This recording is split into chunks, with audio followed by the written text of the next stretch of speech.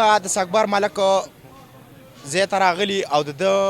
ډاکټر را روان دی ډاکټر اسرار ایم پی ای نو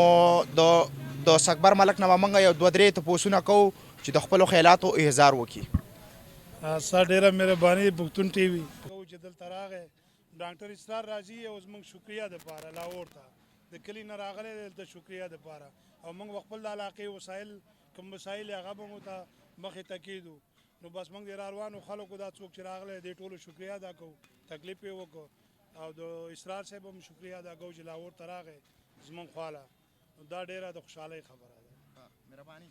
نو موږ سه مشران ناست دي موږ به د اسب بای نه تپوس وکړو د خپلو خیالاتو اظهار به وکړي.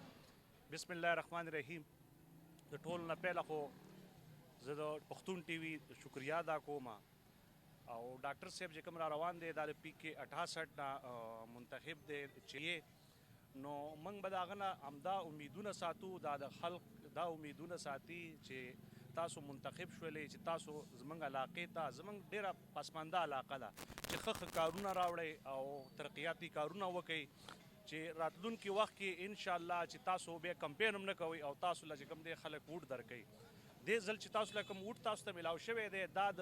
خان په همدردۍ کې میلاو شوی دی. ګورې تاسو چې کوم دی داسې کارونه وکړئ چې سبا تاسو له خلک دا ووټونه درکوي. نو زه همدغه مطالبه مې ده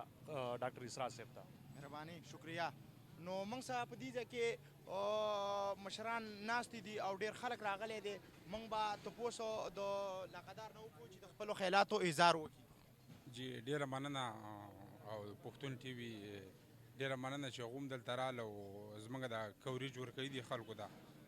او بله تاسو ته معلومه خبره ده چې خلکو خو مطالبې دغه کولې چې یاره موږ دا مطالبه ده زموږ دا ده موږ ورته لومړی هم دا ویلي چې موږ د ووټ نه مخکې چې کوم دی مطالبو خبرې نه وي زموږ خبره وه د عمران خان له د ووټ ورکولو او هغه چې کوم په جیل کې ګیر دی هغه د ایستلو دا زموږ لومړی دغه چې کوم پوینټ چې کوم زموږ دا و او شکر الحمد